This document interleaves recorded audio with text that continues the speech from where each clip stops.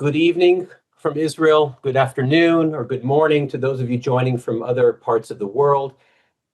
My name is Gidon Hersher, and I serve as Vice President of the University of Haifa. I want to thank you for being here today. Today, you're actually participating in an ongoing conversation that the University of Haifa has initiated for our supporters and for the interested public. This is an opportunity to thank you for being here, for taking time out of your schedule, and for pausing to join a conversation that is absolutely exclusive and gives us an opportunity to both learn, reflect, and possibly take action. Today's urgent and timely conversation features two notable and high-profile Israeli public figures, each bringing decades of experience in national security, in governance, in strategic leadership, and I will introduce them in a moment. But before that, a few words of context. In recent weeks, Israel carried out a series of precision airstrikes deep inside Iranian territory, striking nuclear sites, missile production facilities, and military command centers in what has come to be known as Operation Rising Lion, which I'm sure all of you are familiar with. During this time in this operation, the U.S. conducted a strike near Iran's Fordow nuclear facility, underscoring the coordinated efforts between Israel and the U.S. to deter Iranian aggression. These were not just tactical maneuvers, they reflect deep strategic shifts that impact not only Israel, but as you can imagine, the broader region and even beyond that, global security. And at this moment of complexity and consequence, we are honored to host Brigadier General Nimrod Sheffer, one of Israel's most respected military thinkers, a veteran pilot, a strategist. General Sheffer served as deputy commander of the Israeli Air Force, head of the IDF Planning Directorate, and later as CEO of Israel Aerospace Industries, Israel's leading defense company. We are equally honored to welcome Dubi Weissglas, who is the chair of the Executive Committee of University of Haifa, former Director General of the Prime Minister's Office under Ariel Sharon, and many more accolades, and as someone that I consider a friend. We thank you both for being here today. Dubi, by the way, will be moderating today's conversation. Before we jump into it, I just want to share an update from the University of Haifa that relates to a decision that we made this week.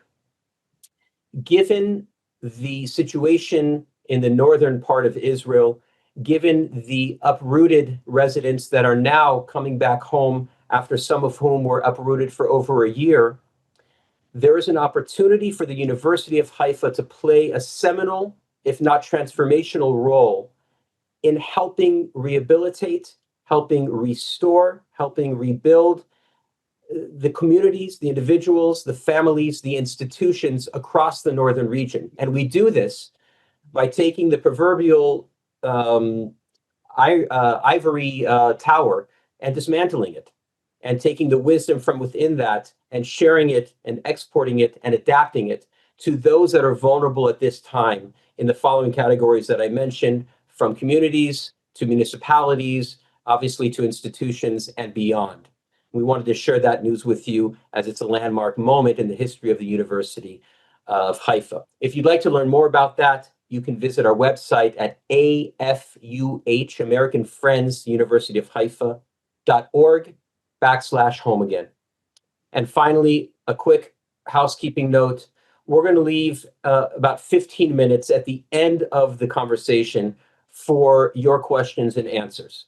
And the way you can submit those questions, you can submit them at any time, by the way, in the Q&A box, which I believe is on the lower right-hand side of your screen.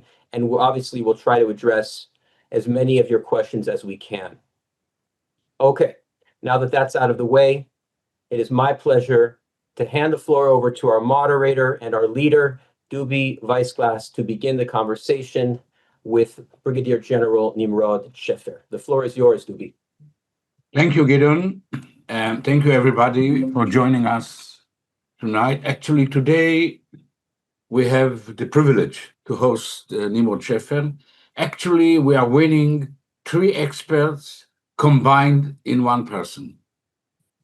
One of the Air Force veterans, as Gideon rightly mentioned, the Deputy Air Force Chief, and a very well-experienced combat pilot. Second, the Director of the Military Planning Branch of the General Headquarters, which gives him a very broad sort of look into the strategical aspect of our defense system, and also the Chief Executive Officer of the Israeli Aerospace industries, which of course give him a very broad perspective as to Israeli air defense, which, like everybody knows, played a critical and a significant role and a very successful one during the last war. So thank you, Nimrod. You saved a lot of money because otherwise we would have to bring 3 guests, and now we have 3 in a price of 1. My first question to you, Gideon, to your best assessment, Dubi, you mean Nimrod? I'm Gideon, and I'm nowhere near as accomplished as Nimrod. It's a very common mistake. We have a very good friend by the name Gideon Sheffer. Gideon Sheffer. And this is a very common mistake in Israel, Gideon.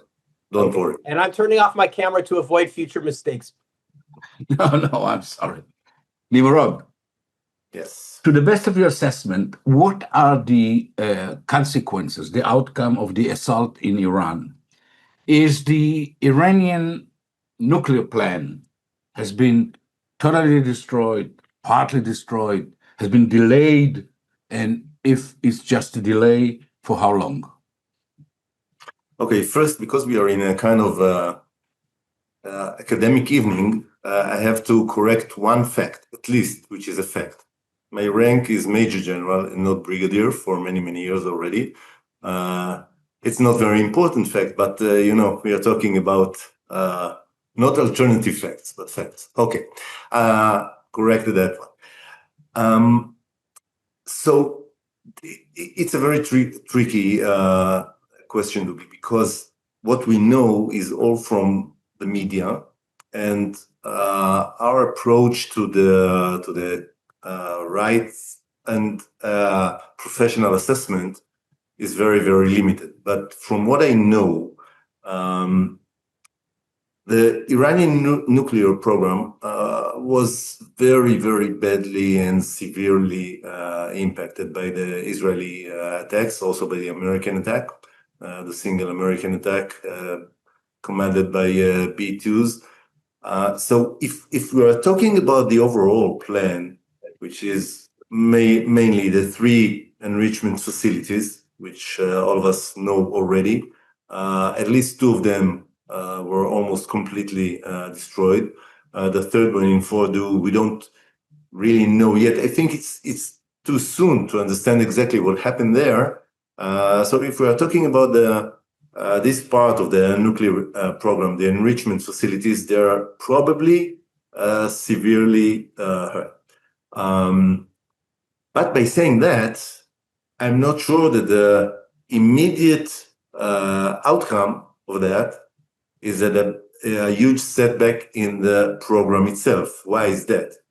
Because if we are talking about enriched uranium, the main goal here is to enrich uranium to a 90% uranium, uranium-235, which is the material you need to create a nuclear bomb. And if you have enough material, enough uranium, enriched to 60%, which currently, by all intelligence we know, Iranian hold about 100 kilograms. If you have enough to enrich it to a 90% level, is relatively a simple process and can take weeks or few months, no more than that. So if we are talking about the results of the military attack, which was very, very successful, really, and I tell you, I know some of the plans for many years, the Israeli Air Force's plan and the IDF's plan. For many years, it's not a plan that you sit one morning at the table and then you come out with a plan. You need to work for years for that. So I know parts of that, and I dealt with it for the last 20 years, even more. So there are two things.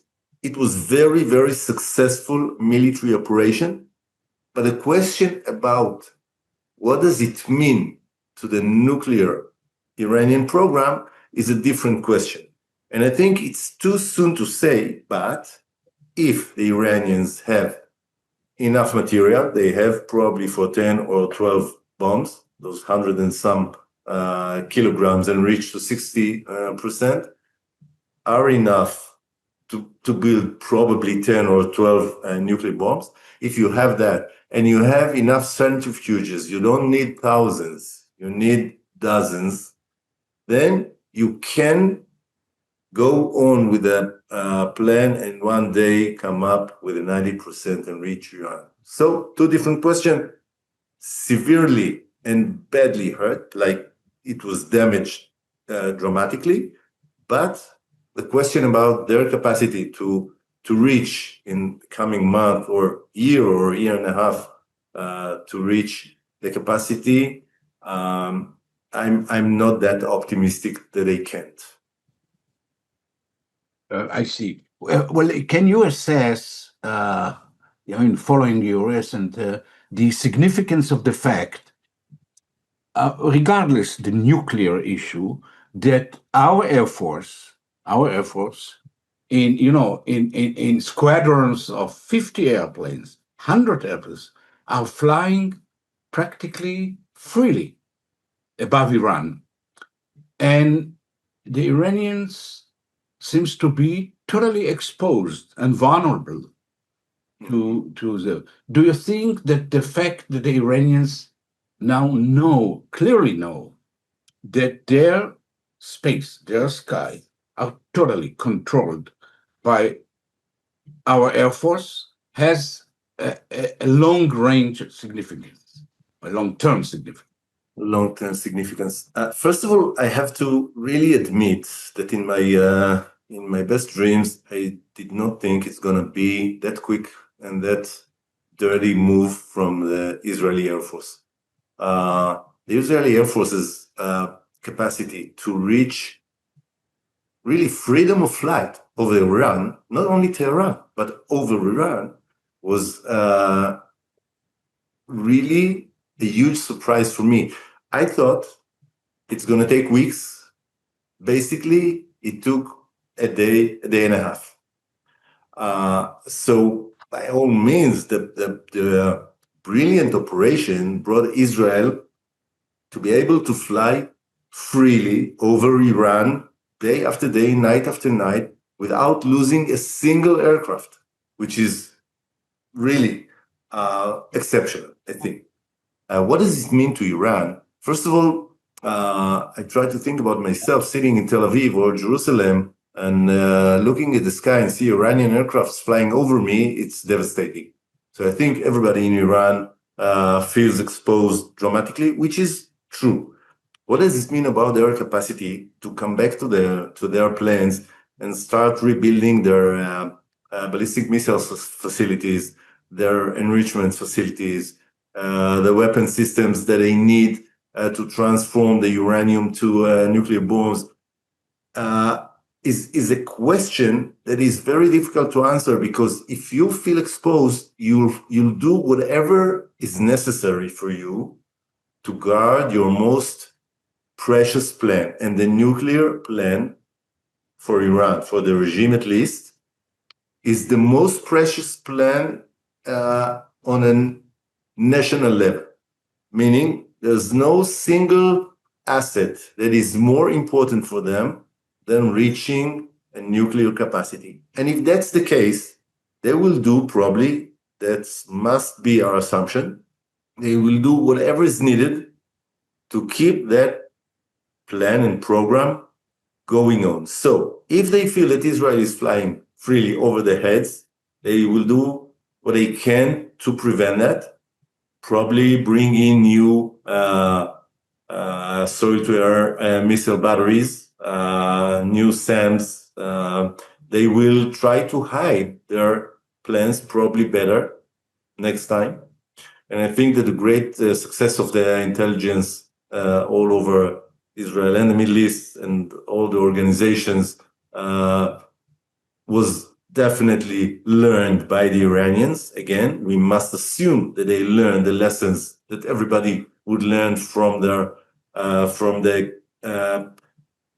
penetration of the Israeli intelligence into their deepest system, into their core systems. So I think that from one hand, they will be very, very cautious about their actions. From the other hand, I think that Israel must assume that the freedom of flight over Iran is time limited, meaning it won't last forever. And we have to be smarter than we were before and think, okay, this is for now, we can fly relatively free over Iran, but we must think about the next month, half a year, next year, and see what will be the situation then. So what I want to say finally, that I think that this air superiority is time limited, and we must assume it won't be the case all the time. Understood. Well, you already touched the intelligence issue. We all have seen how the hits were so well pinpointed, so precisely done. Of course, to the extent that you can tell us, I understand what you can, but what you can tell us about the intelligence setup that has provided Israel such an accurate information that allowed this great success. That the Air Force came actually and they knew every single window of which a missile should be entered to. Okay, a few things about the intelligence operation that we have to understand. The first one is that the operation that brought operations, many operations that brought the intelligence pieces and could create the picture that was so accurate, and not only accurate generally, but very, very time-sensitive accuracy, is a matter of years of working. Like the Israeli intelligence worked for years to gather the pieces, the different pieces of intel, to create from that a picture that could be understood by the operation guys, and to be able to maintain it accurate on a level of days, hours, and minutes. Meaning, if you know where somebody is living, is not enough, because you have to know that he is home and in which room in that apartment he lives or will be sleeping. And you have to be able to maintain that, because you never know a year in advance in what time exactly you are going to attack, and what's the date and exact time that the Air Force is going to launch their missiles and bombs. So first of all, you have to understand that it's a very long time of intelligence gathering and analysis, and it's not a matter of June 13th, Friday. It's a matter of years of work. The second issue is cooperation. We are all talking about the Israeli intelligence. So I want to plug in an idea of cooperation. There are many players in that game. It's most common to understand or to think that the Americans are cooperating with the Israeli intel, which is true, of course. But there are many more partners to that picture, to that very accurate picture of intelligence, because it's not only about the scientists, the nuclear scientists. It's about the ballistic missile facilities, about the launchers. Where are they? About the missiles themselves. Where are they? How can we target the missiles and hit them before they are launched to Israel? How can we target the launchers, which are vehicles, huge vehicles, but they move. They are always on the move, because they understand somebody is going to look for them and try to hit them. So they are on the move, but you have to be able to find them. According to the Israeli military spokesperson, Israel managed to destroy probably 2/3 of the launchers. And the issue is that without launchers, you cannot launch. Even if you have thousands of missiles and you don't have enough launchers, you cannot really use the missiles. So the launchers, which are less in numbers, are the most, I think, precious target or most sensitive targets to hit. So the second thing is cooperation. In Israel, cooperated for many, many years with other intel organizations, and not only, without being too specific, not only those who are in our minds, like the Americans, let's say the Brits, or the very common suspects in that matter. If you try to think about the Middle East, you can find a lot more than that. And each one of the intel organizations bring in their specific part of knowledge and understanding and data. Because if somebody is capable of knowing the data about the missiles, it doesn't mean he knows the data about the scientists. So you have to bring together all those pieces of the puzzle in order to be able to bring into the table to the operational planners the overall picture, because you have to understand not only where the missiles are or your targets, you have to understand where are the airfields, for example, from which the Iranian Air Force aircrafts can take off and try to prevent those attacks. Yeah, what should I tell you? What you are saying, somehow, I cannot avoid commenting that the same intelligence community and the same organization, how tragically they failed on October 7 to foresee or to handle not an empire like Iran, 100 million people with sizable 3 or 4 times than Europe on one hand, and a gang of several thousand gangsters in Gaza. Dubi, excuse me, it's a very important point, and I want to say a few words about 2 huge failures, okay, with your permission. Sure. The first one is October 7th, of course, a huge failure by the Israeli Defense Forces, the Israeli government, the Israeli intel, the Israeli everybody. Everything failed, okay? And the second is the Iranian failure to understand that on the morning of June 13th, they are going to be attacked by the Israeli Air Force. Why do I compare those two? Because one of the reasons that I believe was a major cause for the Israeli failure is common to the Iranian failure. And we, as people definitely supporting a university and academy, must understand it. If you have a concept, and this is the only concept you have, and this concept is wrong, you will fail, definitely.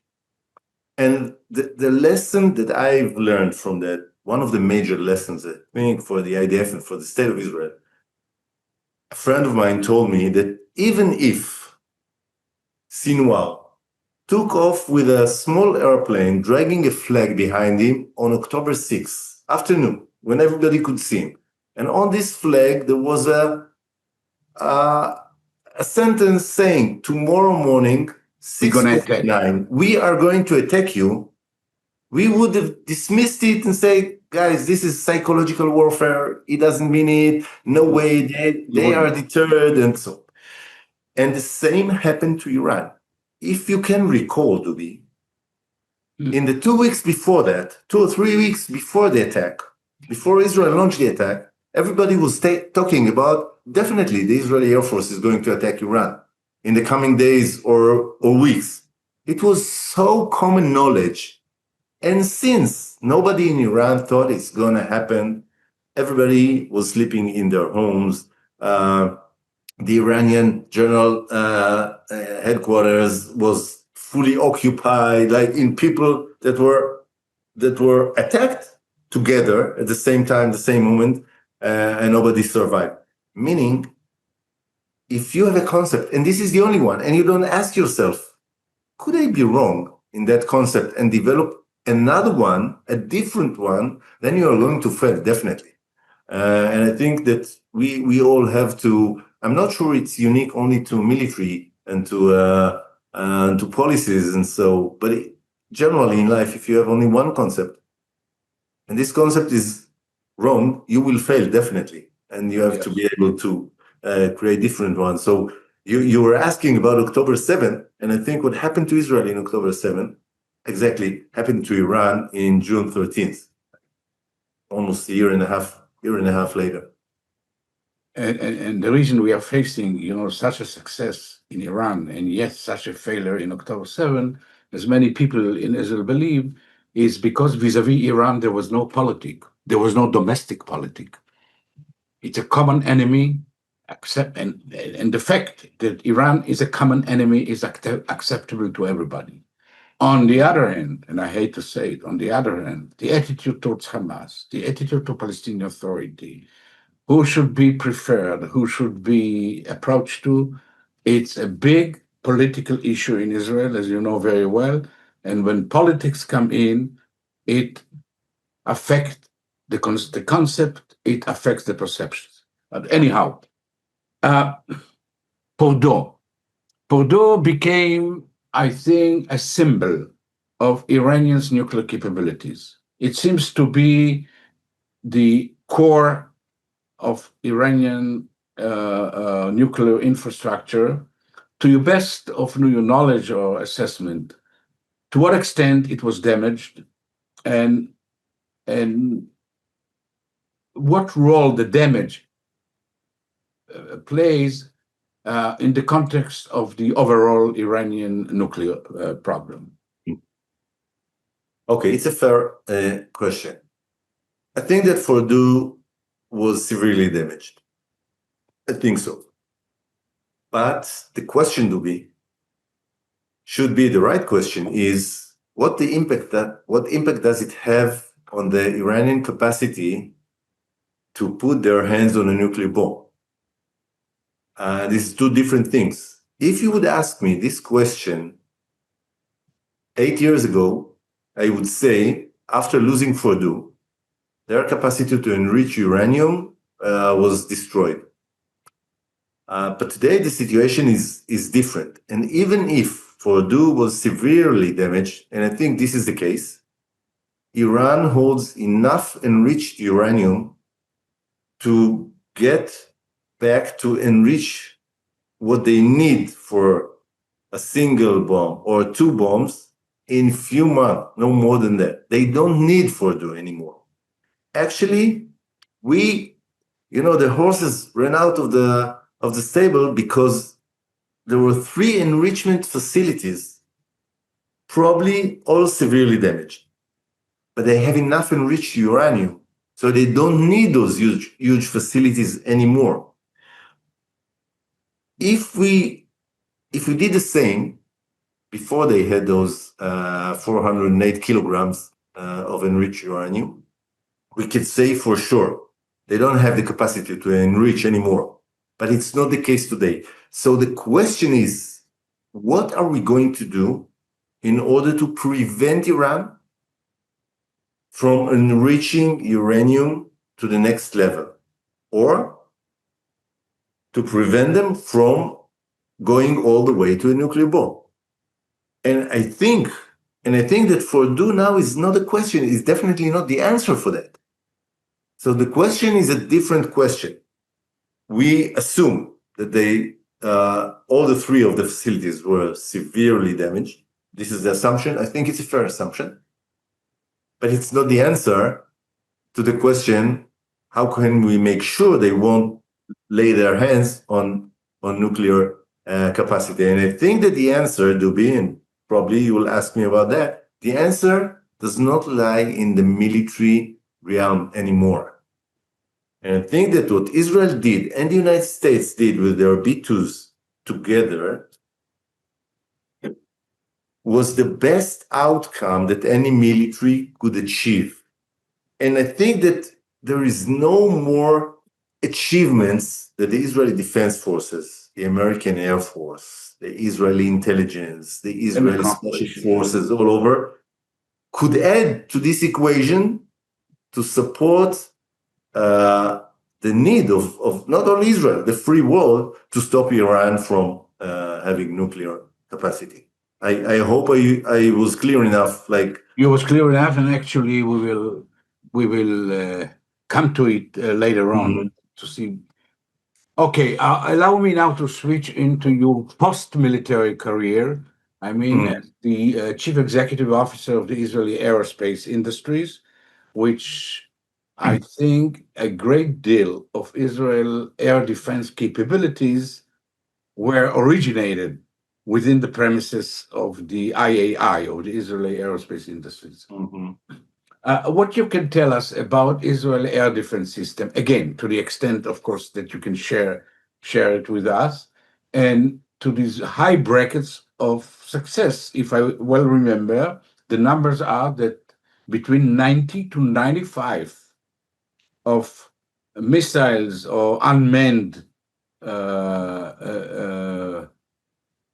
drones were successfully shot down.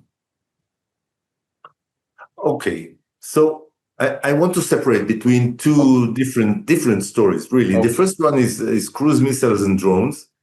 Actually, the rate of success here was 99.9% or something. I think that only one or two or three from hundreds was able to penetrate the defense system, which is a very different defense system. I'll say a word about that. When you're talking about ballistic missiles, it's a different story. I think that around between 85 to 90% success, this is the rate of successful interceptions. The first issue, the drones and cruise missiles, that are actually small airplanes flying low. Some of them fly relatively fast. Some of them fly in very low speeds. They were all intercepted by a very, very successful cooperation between Israel, the United States, some European friends, and some regional actors. All together, support the need to really intercept those assets, cruise missiles, drones flying from Iran to Israel. Very, very few were able to penetrate the Israeli border and almost didn't cause any damage. So here the rate of success is very near to 100%. And again, the cooperation of the regional players with Israel and the European friends and the Americans was a major part in that success, really played a role in that success. And I don't want to get into details, but try to imagine the map of the region and where can different aircrafts be at certain time, and you can understand the global picture. The second issue is the ballistic missiles, and here the picture is way more complicated. Let's say that Iranian missile who fly 1,500 kilometers from, let's say, near Tehran to Tel Aviv, reaches altitude of 500 kilometers. It is way beyond the satellites, okay? It's way above the satellites, definitely out of the atmosphere, of course, and reaches speed that is between 6 to 8 times faster than the speed of sound. I mean, it's very, very fast. And you have to intercept it before it hits the ground here in Israel, cause damage, whatever. The defense system is a multi-layer system. It is built from Aero system, Aero 2s and 3s, and the American plugged in 2 more systems of their own. This is a THAAD system, very high altitude interceptors, and also some missiles that are being launched from the Mediterranean.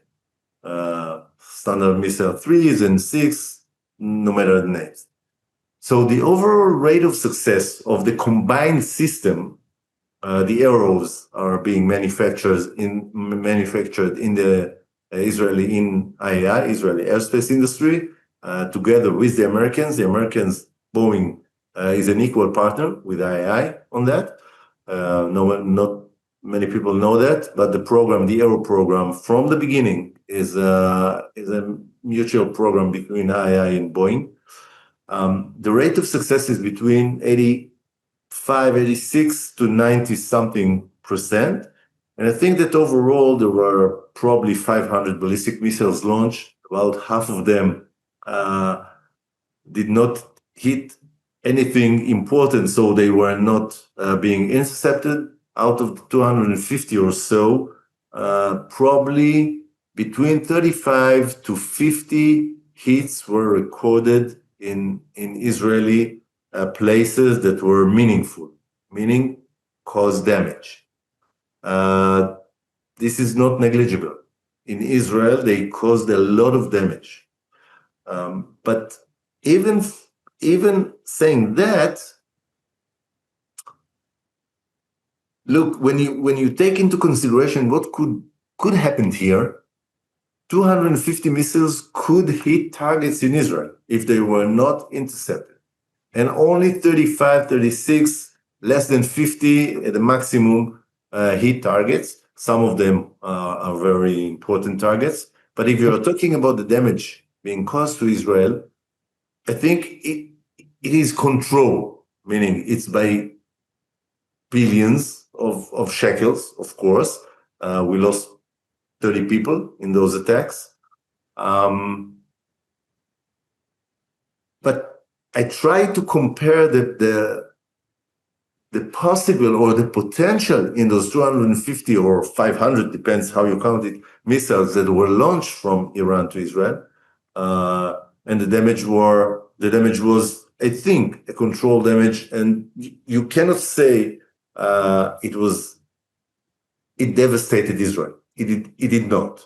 And one more factor I want to factor in is that the success of the Israeli Air Force to destroy so many launchers is one of the keys for that success. Meaning, if you can launch only 25 missiles simultaneously and not 75, then you increase the rate of success of your system, of course. And this is a combination of attack from one hand in Iran and defense in the other hand over Israel. Sure. The last topic I would like to discuss with you is, as you very rightly mentioned, the military effort or the military efforts were exhausted, namely both militaries, I mean the Israeli and the American as well, has practically accomplished maximally. I mean, you couldn't and you cannot do more at the given circumstances. And now the stage is left for diplomacy.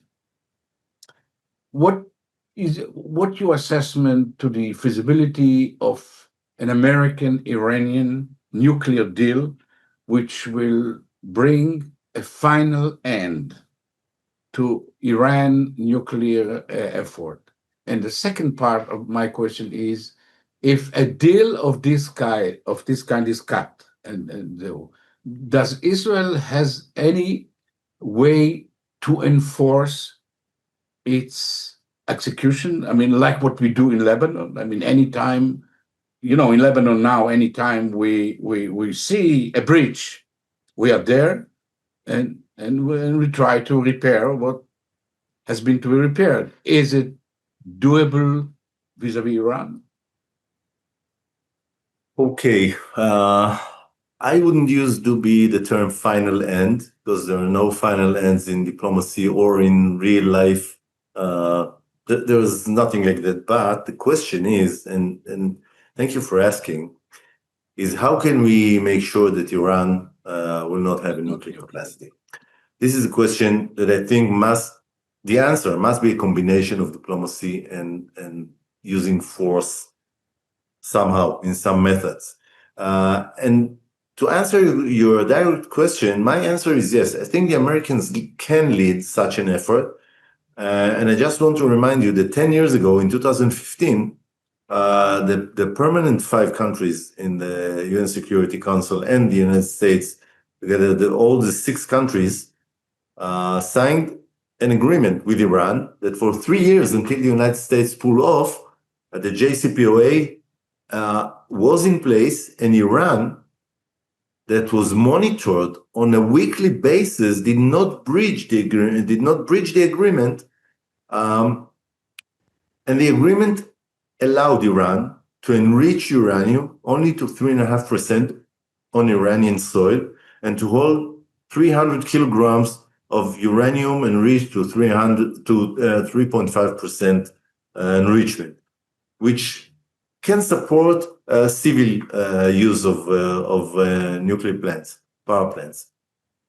So the answer is yes. I think that if the Americans want to lead such an effort, they can do it. It's going to be way more complicated because Iran was severely damaged, and I think that their pride was hurt so much that definitely it's not going to be easy. But if you ask me, from all the options we have, and diplomacy is about using the options you can use. It's nothing theoretical. And strategy is about using the right moves you can use, not those theoretically are the best, but you cannot do anything with. So to your question, I think that United States, with some European countries, with the regional strong forces, with Israel, can lead Iran to an agreement that not only the huge American stake is going to play a role in it, but many, many carrots that you can use in order to bring Iran to say, okay, I'm willing not to run to a bomb, but maybe the price must be some level on an enrichment on Iranian soil. I'm not sure this is the answer. I would prefer that it won't be the case, but probably it must be the case. I don't know. So this is first. The second part of the question is, can the Israeli Air Force impose those kinds of agreements? And I think that not for long. Meaning, I think it's a very bad reality in Israel that on a weekly basis, on a monthly basis, the Israeli Air Force is flying to Iran or Tehran, and simultaneously, in the same time, Iran will launch a missile or 2 or 3 on Tel Aviv or Haifa, could hit the university or anything like that. So for a long-term relationship, I think it's a wrong type of relationship. Meaning, I don't want to see Israelis run every week or 2 or 3 to the shelters, millions of Israelis, 4 a.m. in the morning, because Iran launched a missile and the Israeli airspace is closed and all the flights from Europe and the United States and India are turning back and no Israeli can leave or come back home. So I think it's a bad idea. And I don't think it's feasible for a long-term reality. Thank you. Well, I went through the questions that have been posed by our audience, and I must say that you have touched most of the subject. There is one that I would like to pose to you, and the question is, does Israel have any plausible strategy to to completely destroy Iran's nuclear capability in a case it will be found that they have managed to hide enriched uranium, or they restart their nuclear effort? Well, the question, first of all, it's a good question. And unfortunately, my answer is that you can destroy only the things that you know of. And we have to think about Iran as a player who understands now, definitely understands that Israel could hit almost every single target in Iran. And if you know that, and if you understand it as Iranian, you will hide your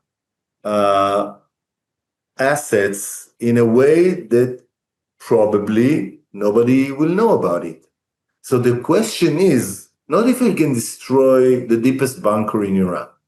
And let's assume we can. But the question is, can we say for sure that we will always know where are those assets to hit them, we already understand and know that we could be surprised, not only in Iran, which is huge, even in Gaza, even in West Bank, even in Lebanon. There are things that we don't know. The things that we know, of course, we can, most of the times, we can deal with successfully. But what about those assets we won't know about? And this question is serious because if you build only on your power and force, then there is nothing that can assure you that we'll always know. And if you are not dealing with the other side's interests, this is what agreements are about.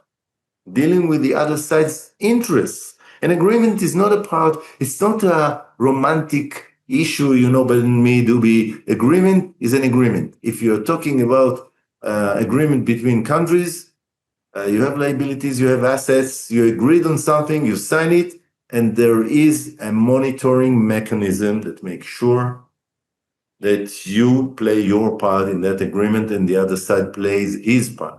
This is agreement. It's not, people ask me, how can you believe the Iranians to do their part in the agreement? I don't believe. I will check. And this is with all my enemies, definitely, but also with my friends. So it's not about trust. It's about being able to monitor. And then there is always the question, if they try to conceal or hide, even after signing an agreement, I don't have an answer for that. You have to apply the best intelligence you can, but it's not 100%. You cannot build on that. That will give you, as you said, the final answer or the final success in that. So I think that the combination of using power and using diplomacy and using economical leverages and all others is a must in the reality we live in. Another question for the audience. For many years, Iran threatened Israel via its proxies around us. To a certain extent, Hamas is was not at least exactly a pure Iranian proxy, but there was a very high degree of cooperation between those organizations. Hezbollah, which was a pure Iranian agent, and many other extreme Islamic entities all around us.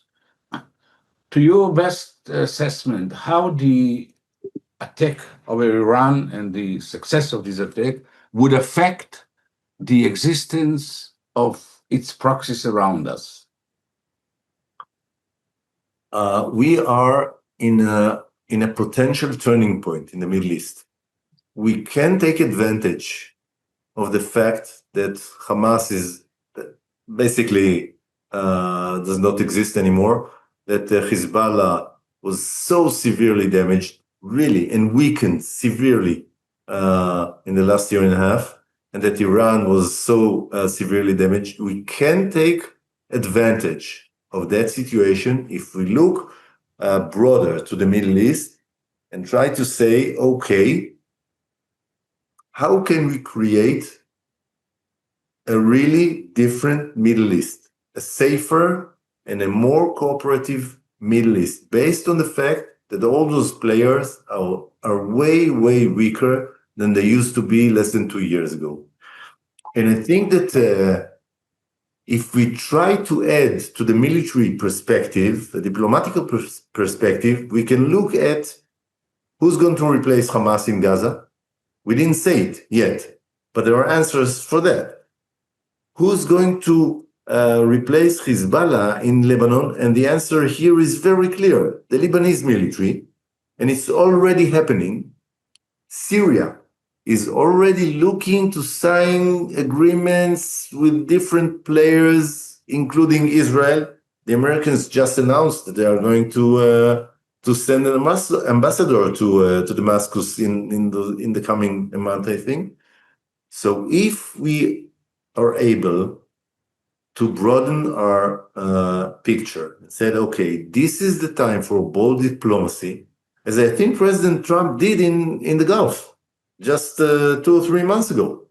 And he said, guys, I'm going to cut deals with Saudi, with the Emirates.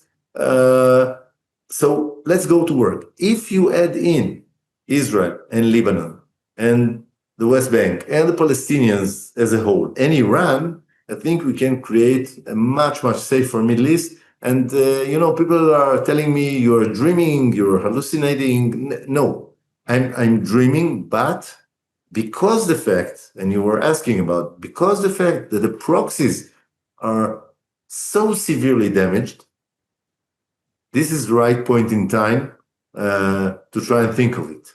And not only on each one separately, but on the regional, kind of a regional strategic agreement that will include all the players, each one in their separate role. And I think it's doable, Dubi. I think so. A question we have, and actually this is a question that puzzled everybody. What role the Iranian Air Force played? It seems to be that they either didn't have an Air Force or their Air Force was carefully kept in its storage. What happened with the Iranian Air Force all along this campaign? Yeah, practically they didn't have any Air Force. They had some very, very old American aircraft, some Russian aircrafts, but very old altogether. They couldn't maintain them because of the sanctions. They couldn't find any parts or support. Actually, they had Phantoms and F-14s in their bunkers that could never fly for many, many years. I think they stopped flying in the United States or in other places around the world decades ago. So basically, they didn't have any Air Force. We knew that, and I think the Israeli Air Force was very well prepared to those very small amounts of aircraft that did took off and probably were shot down immediately afterwards by the Israeli aircrafts. So I think they didn't have any Air Force. They had a very solid air defense systems. They really had a very solid air defense system that were hit practically April last year. The first batteries were hit by the Israelis in 13th, 14th April last year, 2024.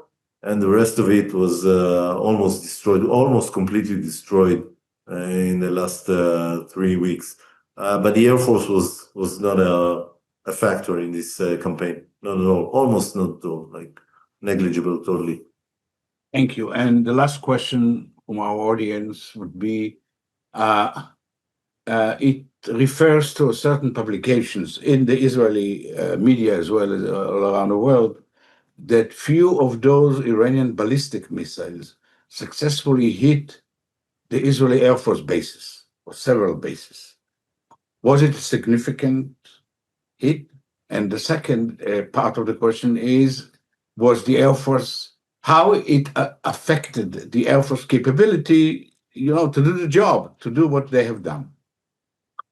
So I'll start with the second question, and I refer very, very vaguely to the first one. It did not really have any effect on the capacity of the Air Force. Really, the Air Force was in full power and in full capacity. It doesn't mean all the aircrafts flew every day and every night and so on and so forth, but the Air Force's capacity was not hurt during that campaign. There were several hits in Israeli air bases. I cannot provide any details on that, of course. But I think that one of the parts that made it so successful is the Israeli preparations for that hittings and how to avoid being impacted by them.